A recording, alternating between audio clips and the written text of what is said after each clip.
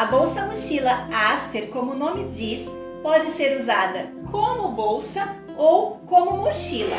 Ela possui essa alça longa e removível para ser usada como mochila ou também para ser usada na transversal ou no ombro. E ela tem as alças de mão para quem prefere carregar dessa forma.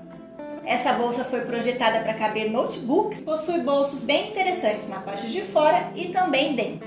Aqui na frente temos este bolso em destaque, que é contornado por essa moldura, fazendo todo esse detalhe diferenciado. Além de aprender diversas técnicas de estruturação numa mesma peça, nós também vamos utilizar material sintético para fazer o detalhe, que você vai aprender passo a passo. Aqui na parte de trás também temos esse detalhe e um bolso diferente nas costas, que o zíper fica escondidinho.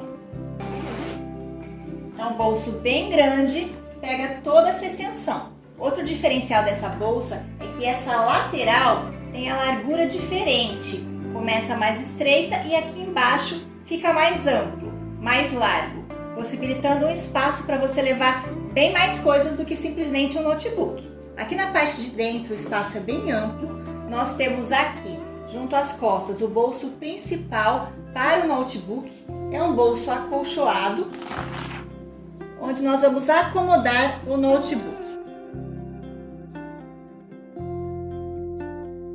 E ele fica bem seguro e protegido. Deste outro lado nós temos aqui na parte de cima um bolsinho pequeno, que cabe um celular.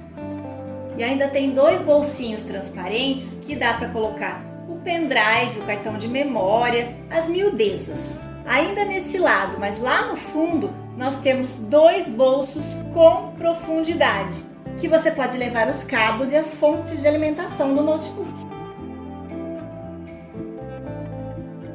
Com tudo isso lá dentro, ainda sobra espaço para você levar outras coisas. Então, o que você está esperando para vir aprender essa peça comigo? Aguardo você!